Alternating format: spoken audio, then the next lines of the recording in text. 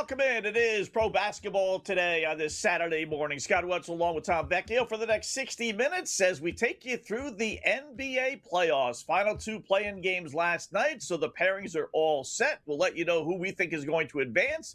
Last year we had a great NBA playoffs, believe it or not, despite a bad regular season. But the playoffs last year were great. Remember, we had all those upsets, Knicks over the Celtics, the Indiana Pacers surprising everybody, going to the finals and taking OKC to 7 games. Do we have that Cinderella team again this year?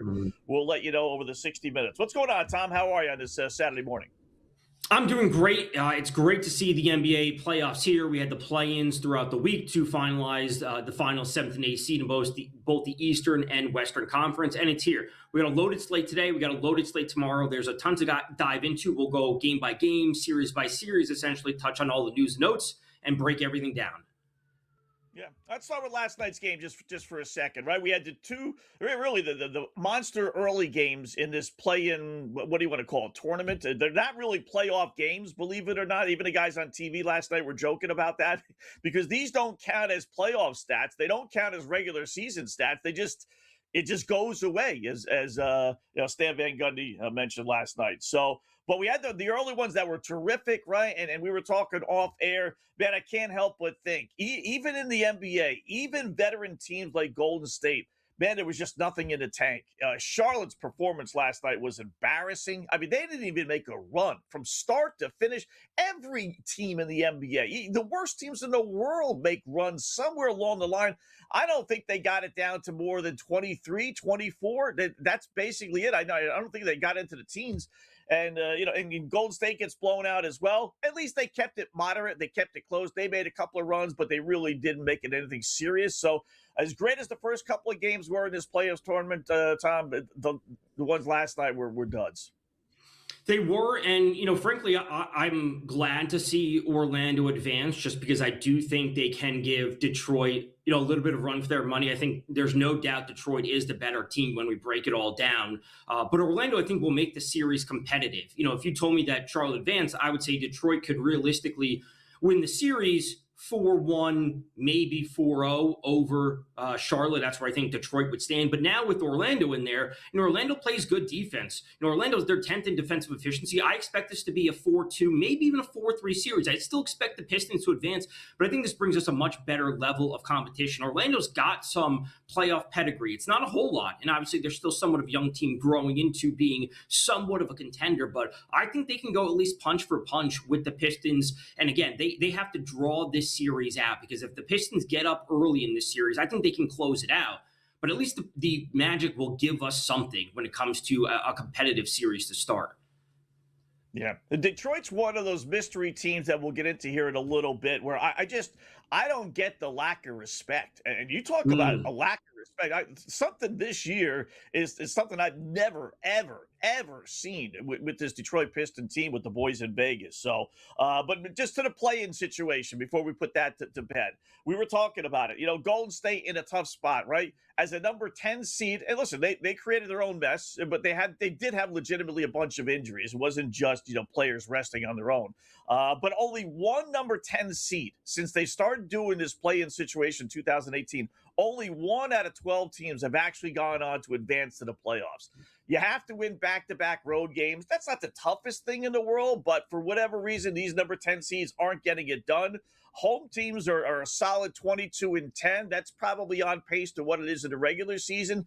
But point is, Tom, fans talk about this all the time, and yet the players just don't seem to care. Once the team clinches a play-in spot, they just seem to give up. Whereas, history shows you that the home teams, the 7 and 8 teams, are the ones that actually advance into the postseason or into the playoffs, you want to call it that. Right. Advancing at a super high clip, 9-10 seed teams rarely do advance. As for the Suns and the Warriors last night, I think the Suns will present a better matchup as well. So the Warriors, they just ran out of gas when it's all said and done. Again, to your point, they're dealing with injuries. I think they need to retool a little bit in the offseason when it gets there. We know either team, even if the Warriors did advance, they were going to be significant underdogs versus the Thunder, as we see the Suns are. I don't think we were going to see either team get past the Thunder. I don't see either team the Suns over the Warriors. I don't think they would have gone past one game, one win. So I expect the Thunder to really clean up the series. But I think the Suns at least have something on defense to at least frustrate the Thunder a little bit. As far as Golden State, before we jump into the postseason here, are we done with the Warriors? Or, they had that little family hug last night with Steve Kerr and Draymond and Steph. And Mike's picked up Steve Kerr saying, I don't know what's going to happen, but it's been a great run, and I love you guys, and blah, blah, blah, blah, blah. Is this finally it for Golden State? Do they break up the whole thing? I would say they have one more year, but that's at most. I believe Draymond has a $27 million player option. So if he wants to be back, he will. But obviously, then he could opt into it, and they trade him, et cetera, et cetera. Kerr would be back. But I think if they were to do it, Curry and Kerr's contracts would align. So if they just re-up for 2 years, it's going to be both for 2 years, and that's it. And that's where they would go from there. Yeah. Not having Jimmy B, you wonder how well that team would have played with Jimmy Butler. They would have been better. On paper, that team is pretty good. You get a healthy Steph, a healthy Jimmy B, a healthy Kristaps Porzingis.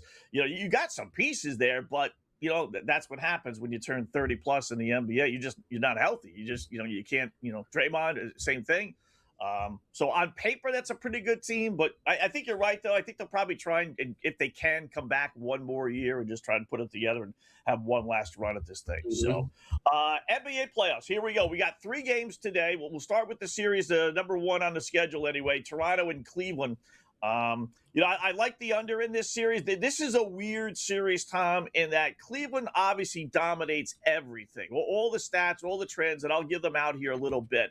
But there's one little caveat to it all. And all the great Cleveland trends, but it all gets bucked by the fact that Toronto was actually 3-0 versus Cleveland this year. Now, those games were early on in October and November. So you could say this is a complete different Cavaliers team, and it is, right? But it just kind of, sticks out like a sore thumb about, okay, you were great against everybody else.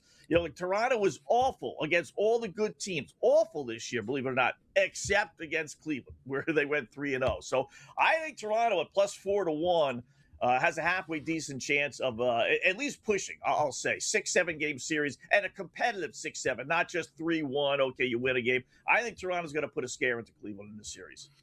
I would agree. I think the 8 points is a bit much, especially for game 1. So, we're going to talk about this as we go through each series, but it really comes down to how you like to bet playoff series. I personally really like taking a position on direct outcomes for series, where I will take a team to win 4-1, 4-2. Now, that obviously implies if they're winning 4-1, 4-2, that they're potentially covering a series spread. It goes over 5.5 games. It goes under 5.5 games.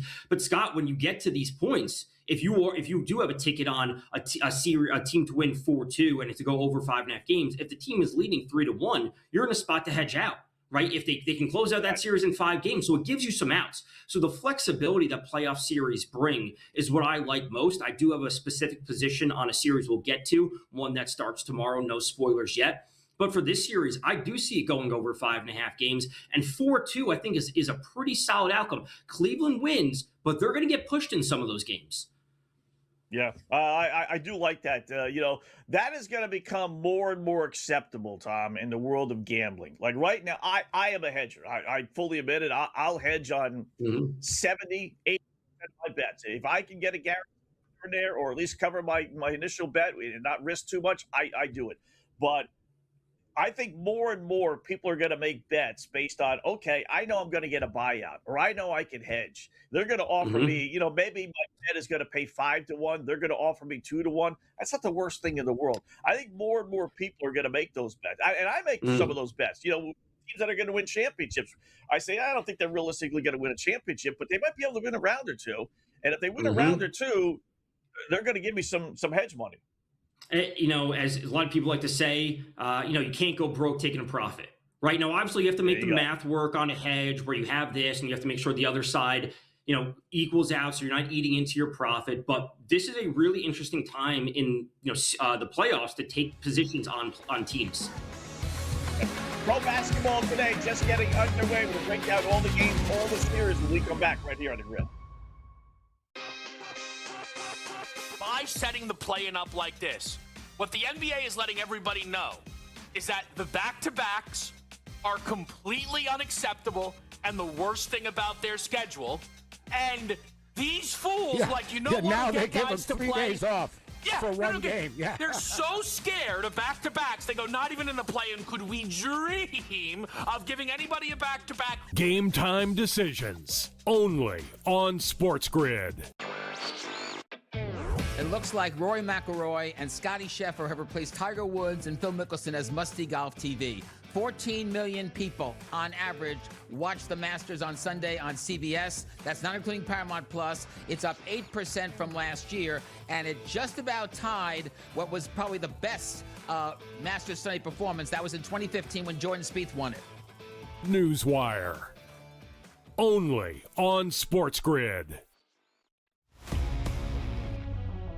We may be talking about this as one of the best divisions in baseball. It's not generally something we do, but if the Pirates just hold court and the Reds just hold court and the Cubs are in this thing, the Brewers are going to be there in the end too. I mean, that's 4 of the 5 teams. I do think the Cardinals are going to push back at some point. They'll fall back a little bit, but I got 4 teams with a possibility of making the postseason here, Donnie.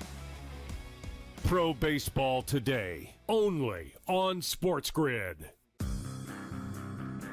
Whatever your next job is, the first 24 hours, it's going to be a rehashing of this. Mm-hmm. You have to suck that up. You can't avoid that. Like, I haven't been in prison in 7 years. But people do bring it up. And every story written about me still references the fact that I got in trouble. Right. So, unfortunately, you have to live with that the rest of your professional career. The Craig Carton Show, only on SportsGrid.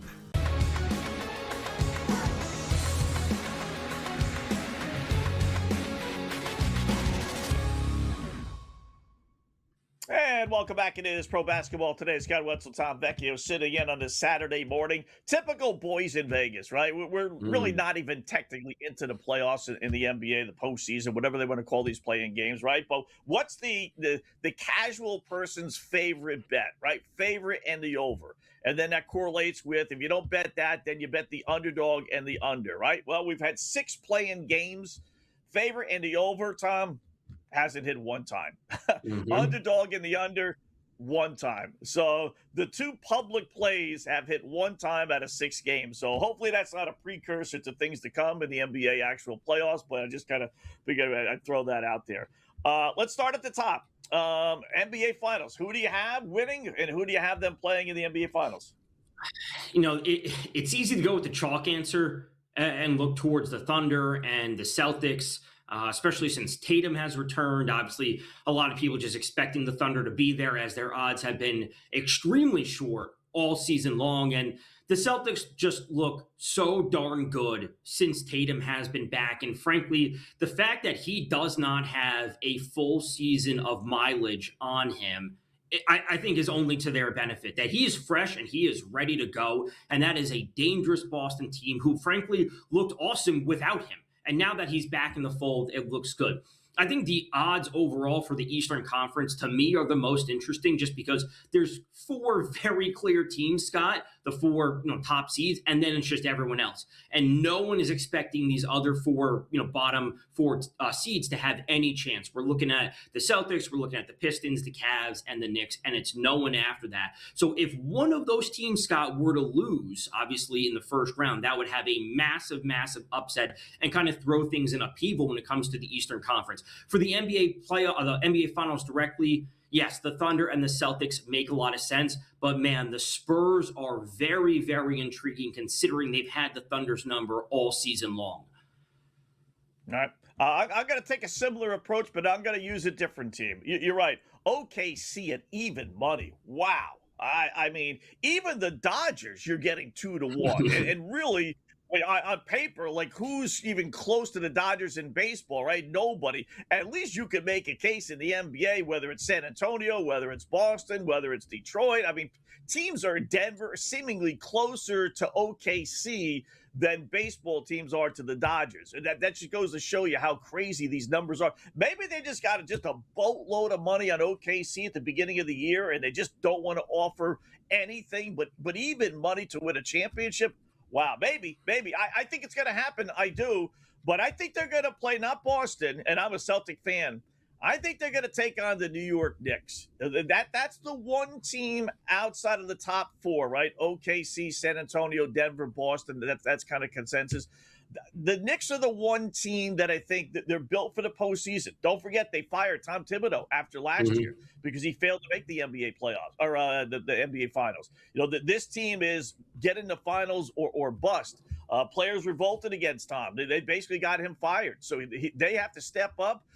They had the Celtics number. I know if they were to meet, Boston would have a huge chip on its shoulder after what happened last year, but they always play Boston tough. They do. So, and they got a chip on their shoulder after losing to Indiana, a team they clearly could have beaten. So I think the Knicks are, if you want value, and I hate that phrase, Tom, but I think the Knicks getting to the NBA Finals, FanDuel and the like, they offered you plus 950 for an OKC New York Knicks final. And then if you want to push it one step further, OKC to beat the Knicks, you can bump it up to 12-1.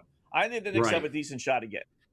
I certainly do as well. For me, when it comes to looking for the quote-unquote value, 10-1 Boston to face the Spurs in direct outcome is certainly, along those same lines. Like, again, I believe Boston, top to bottom, is the strongest team. I'm not saying the Knicks can't beat them in a 7-game series as, if they were to play. We're going to see 5 of those 7 games come down to the last 10 seconds as we routinely see between those teams. But I really believe the Spurs have a chance to come out of the West. And if I'm looking to take a position on a team that wouldn't be OKC, it would be the Spurs, then maybe the Nuggets after that. We obviously get into the different permutations, but I like Spurs to face the Celtics in the finals at 10-1. All right.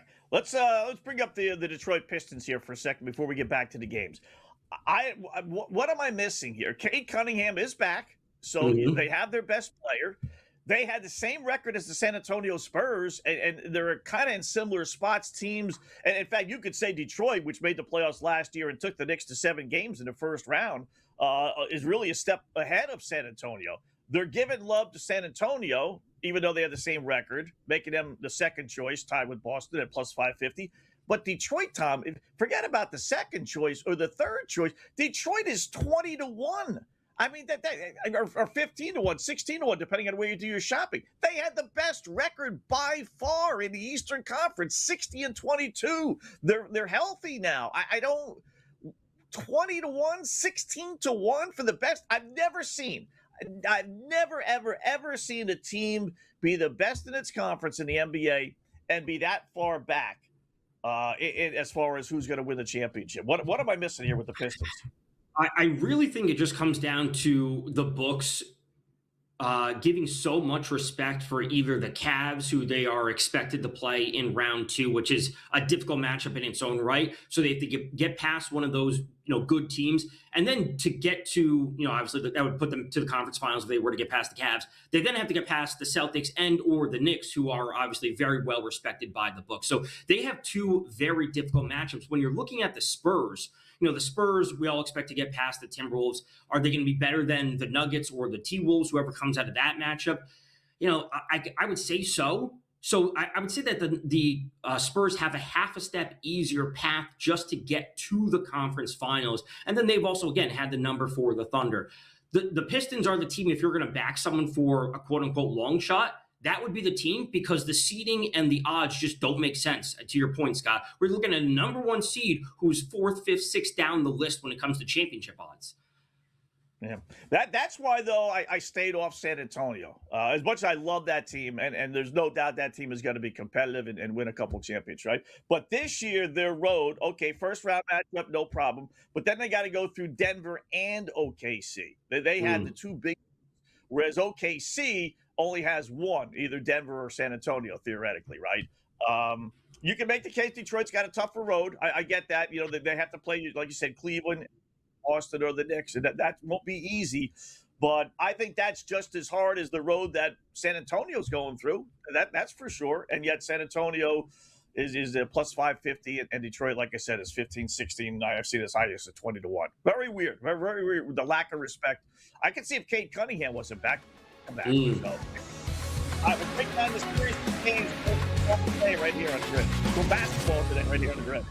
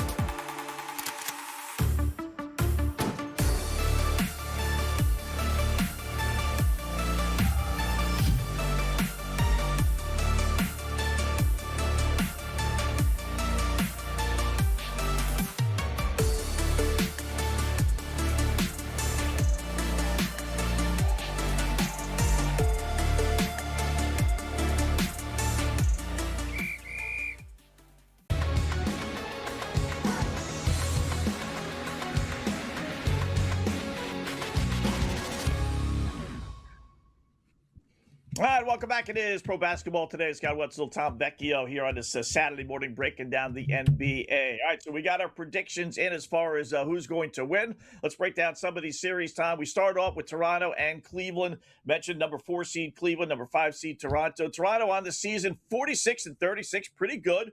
Monster under team, 50-32 under, third best under team in the NBA. Cleveland was another pretty good under team as well. They were 52-30 straight up, only though 33-49. That is the worst against the spread record in the NBA.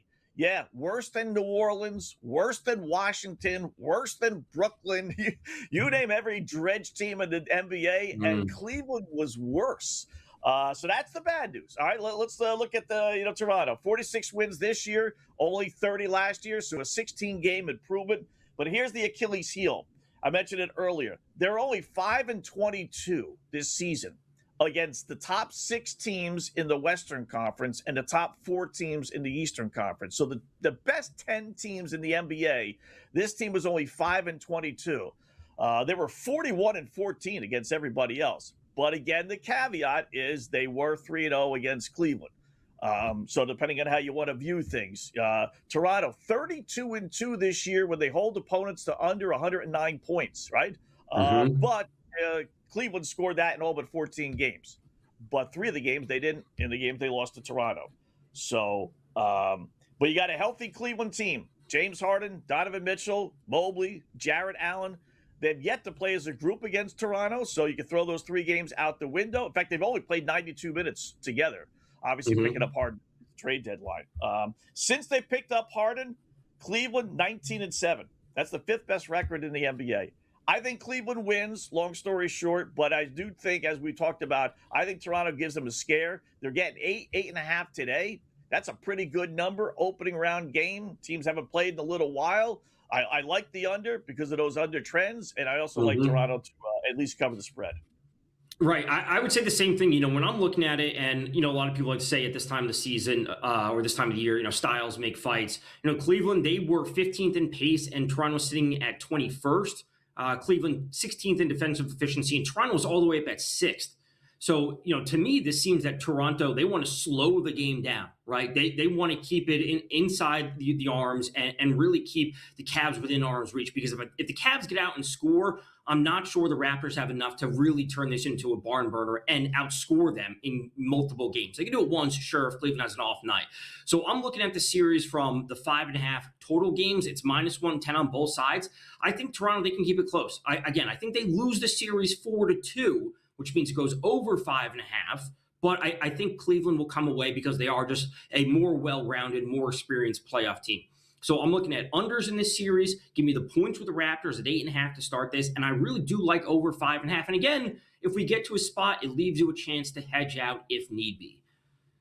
All right. Wouldn't put a lot of credence into this because they haven't played in a couple of years, but Cleveland has defeated Toronto 10 straight in the postseason, including 7 by double digits.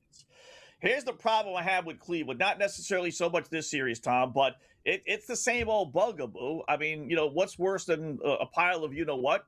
2 piles of you-know-what? You got Donovan Mitchell. He actually averages over 28 points a game in the postseason. That's the 7th highest ever. 7th, right? But what's his label? He chokes in the big time. James Harden averages over 22 points. Pretty good. But what's his label? Can't win the big game. So now we got 2 guys on the same team that have the same label, can't win, not necessarily in the postseason, but can't win that big game. Does 2 negatives equal positive in your eyes with Cleveland? I was going to say, maybe they just cancel each other out. Right? Maybe they both can't be bad. One of them will be fine. The other one may be average. One of them will be good.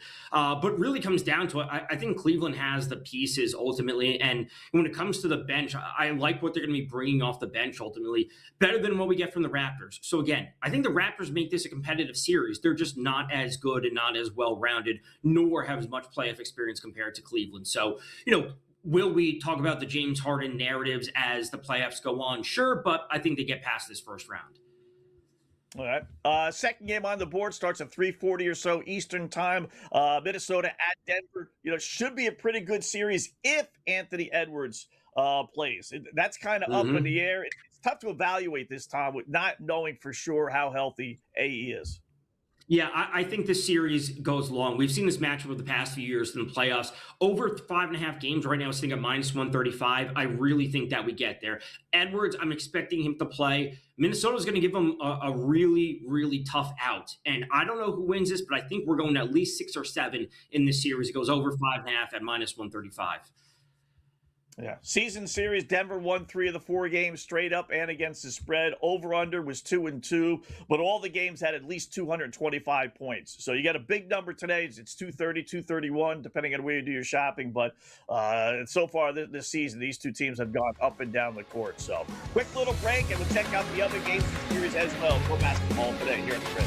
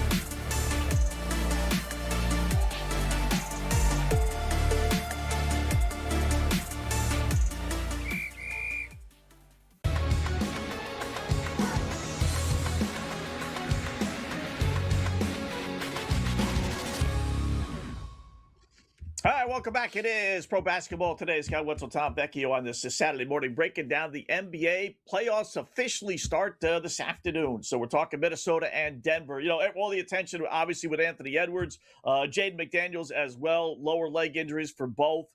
Kept them out most of this past month. Also, you got to worry about Aaron Gordon. Maybe not so much this series, although, listen, Minnesota's not going to be any pushover, but he only started 33 games. He missed a good portion, obviously, of the season. If Denver really wants to challenge for an NBA championship, they have to have him completely healthy. Talk about player props. I know the numbers are going to be high. They are for the Joker, Tom, right? But he averaged 35 points, 15 rebounds, and 11 assists in the games he played against Minnesota this year. He averaged well over a triple-double.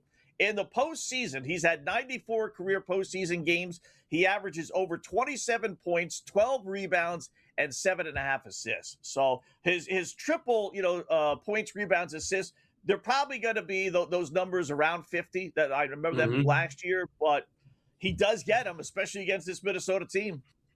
Yeah, he's sitting at 51.5 today. Edwards is sitting at 35.5. So, like, you're paying a premium for both of those players. It really comes down to, if Anthony Edwards is healthy, can Minnesota stay inside this number, of the 6.5 that they're getting in game one? And if he's not healthy, Scott, who would be that other player to step up? Even if he's playing a full, but he's just not 100%, he's not effective. To me, Randall's sitting at 31.5. It is juiced to the over at -120. This is first PRA, points, rebounds, and assists. And Dante DiVincenzo is sitting at 18.5. Those are the other players I would look to. And I would want some type of extra confirmation pregame about Edwards' status, if there's some report that he's good to go, whatever it may be. But Scott, for this series, again, it's 5.5 total games. I'm looking to the over at -135. I will say Minnesota 8th in defensive efficiency. They have a real shot to take down the Nuggets, but the series is going to go long. I will say I do prefer the Nuggets bench that they could potentially bring compared to Minnesota. Yeah. I'll say this. If Randall doesn't hit his numbers, that PRA, Tom, then they're not going to win. Edwards can get his 30-plus points and everything, and there might be a game where he goes for 45, 50 and carries them to a win. But as far as really extending the series and winning the series, if Randall doesn't step up, and that's been his MO, we know that, Knick fans know that, and everybody else knows that, right? But he's got to hit that 31 and a half. He just has to. Right. I mean, it's not really that many. You got to get 25 points and 8, 9, 10 rebounds and a couple assists out of him. You just have to if you want to beat this Nuggets team.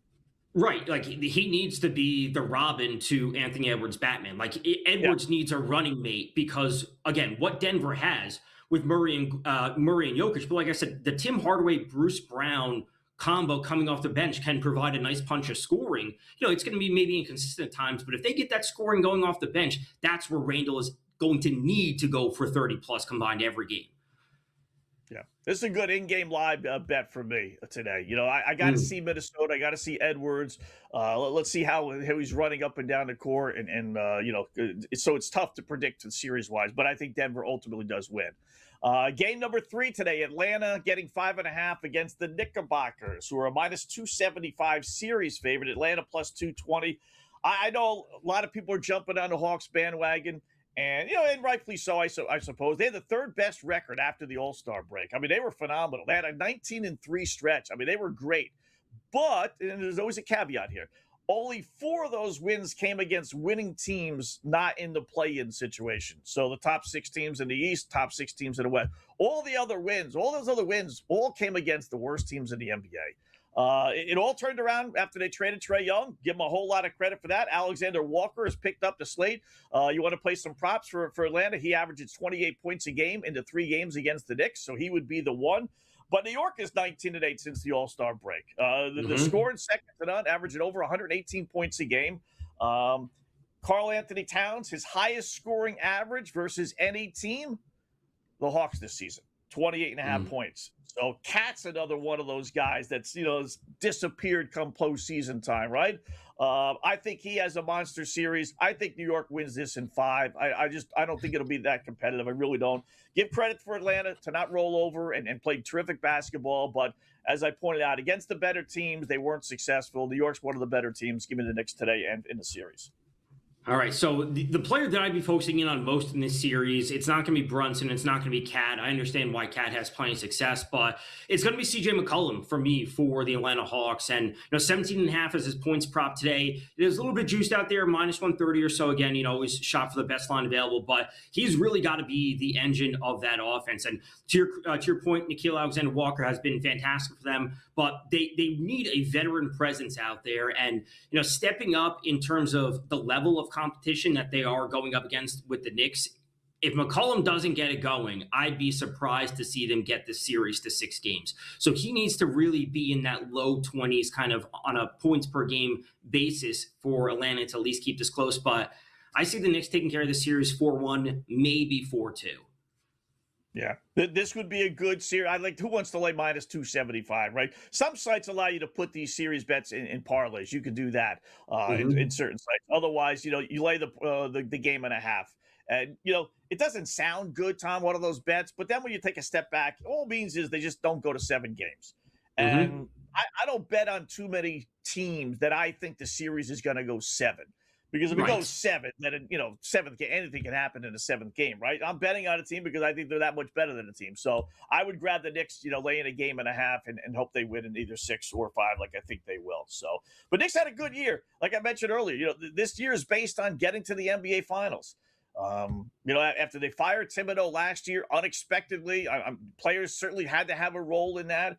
And so if they don't get to the finals this year, especially this year where maybe Boston is a little wounded, who knows what would happen in this offseason. But I do like the New York in this series. I think they can get to the finals.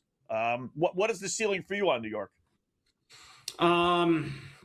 Conference finals, I think is the bare minimum. To your points, like they need to be in this spot. It depends on. It really just depends on getting through that Boston series in round 2 cleanly, right? Because again, Pistons and Cavs are the favorites on the top side of the bracket. Knicks getting past the Celtics. They need to get through, and they need to show me convincingly that they can take down the Celtics in a somewhat convincing fashion. Winning the series 4-2, I think would instill more confidence in the Knicks backer.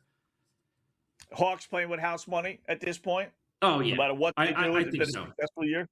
Yeah, I think so. Yeah. And getting rid of Trae Young, trading with Porzingis, all these things, like the fact that they're in the playoffs. Again, if they win 2 games, I'd be kind of surprised, but it would have to be, again, a big McCollum series in order for that to happen. Jalen Johnson as well. He's been phenomenal. Well, he's been terrific.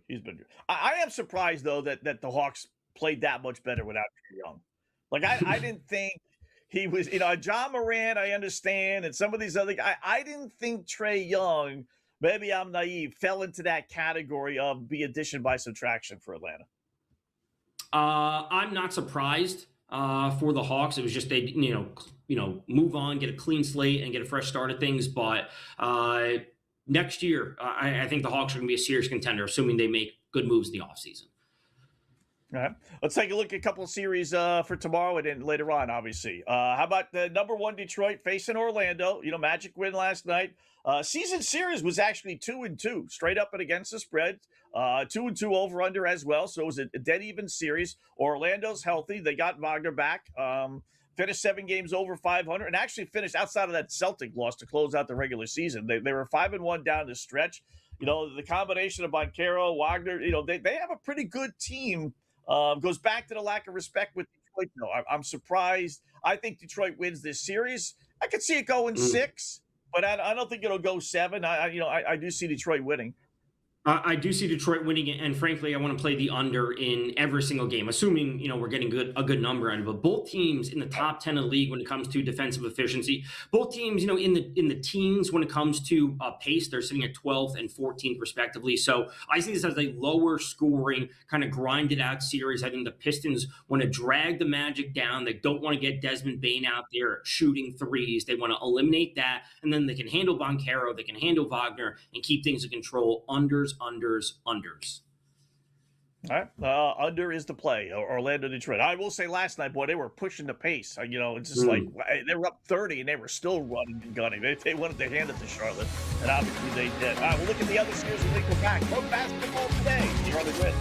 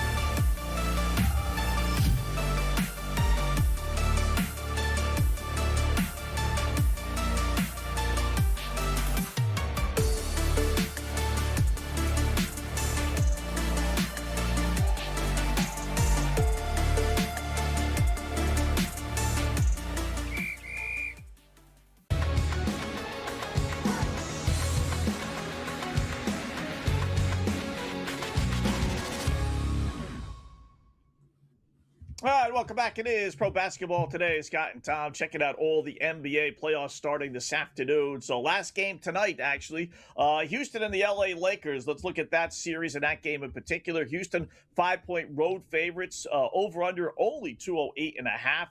Another one of those series, it's kind of like, all right, we know Luka and Reeves not starting this series, but if you looked at it, you want a little NBA conspiracy, which I'm into. They have 2 full days off in between games 1 and 2 and games 2 and 3. It's taken them a week, Tom, to play 3 games in which they're not traveling between 1 and 2. So, is that a LeBron thing? Is that a Luka thing? Is that a Laker? They want the Lakers to be good, so they're going to give them all the time in the world.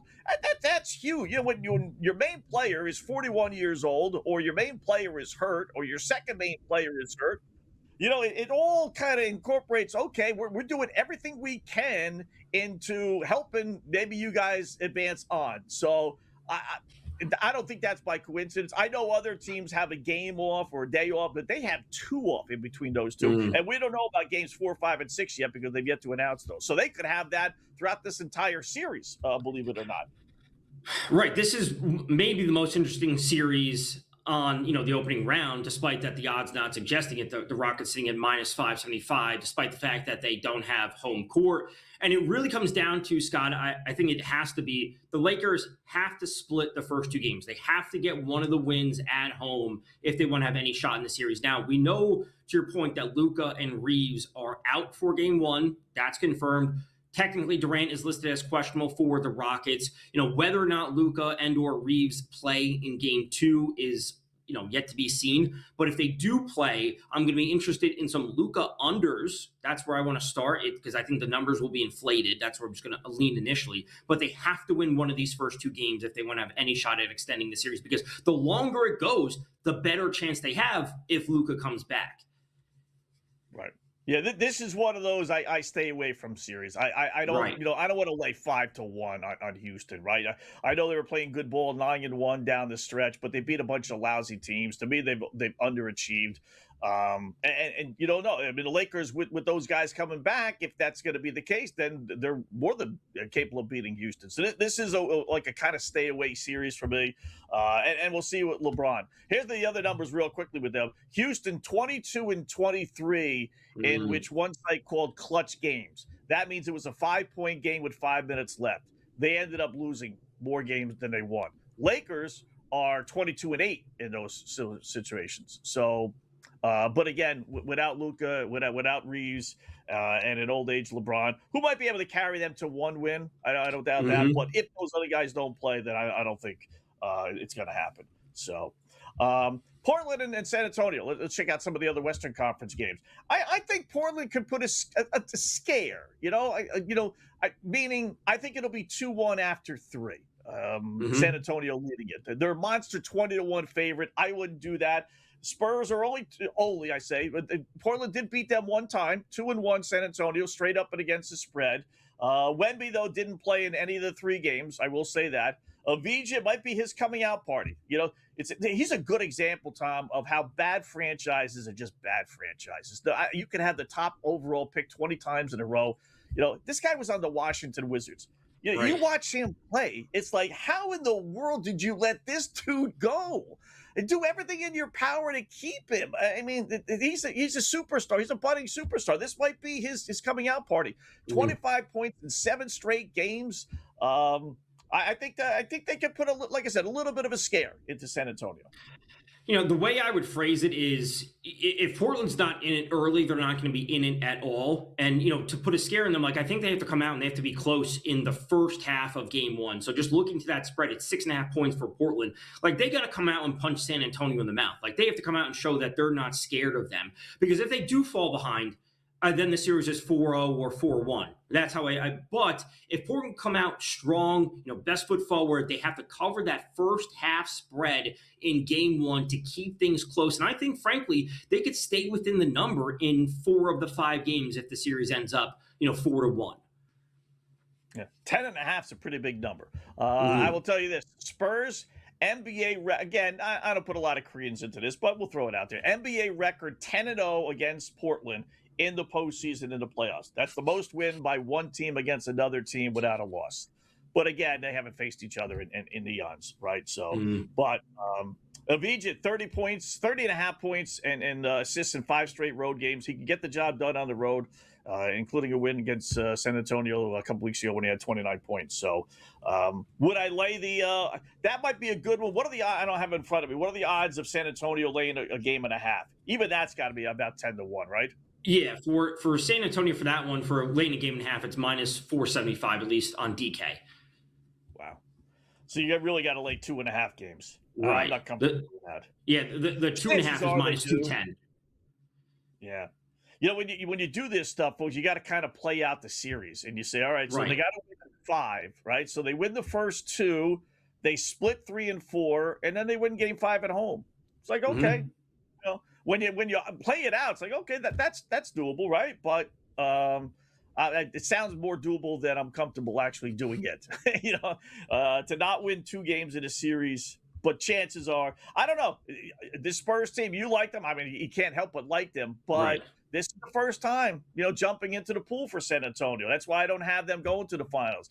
I got to see it first. I generally believe it takes 1 year to kind of get your feet wet before you really go all in. Right. And that's, frankly, part of the reason to back the Pistons. Like they kind of, got their bumps and bruises last year in the playoffs, and now they are ready to take that next step and truly show that they are a serious contender. And maybe this is just the first step for the Spurs, and next year we can kind of be, I don't want to say all in on them, but a bigger position on them. Yeah. Real quickly, Phoenix and OKC, we could touch more on it on the other side. I don't think this one's going to go more than this one. I would be comfortable laying 2.5. I'm not in love with the Suns team. They played well last night. Give them credit, but I can't see them taking 2 games against the Thunder. No, the long and short of it is, when the Thunder get rolling at home, they're not just covering numbers. You could alt them. If they cover the 13.5, they're probably covering 15 or 16.5, as we saw them do routinely this season, the playoffs last year, that first series when they're winning by 30 or 40. So yeah, you're not going to lay the 1.5 on the Thunder minus 800, but them winning the series 4-0 direct outcome, that's a look to have. Don't forget, last year, OKC beat Memphis 4 straight in the opening round. So last game was a 2-point game, but they have a history of just kind of knocking these teams off, at least early teams. So, all right, that leaves us with one, Philadelphia, Boston. And for final thoughts on the other side, for basketball today here in the Grid.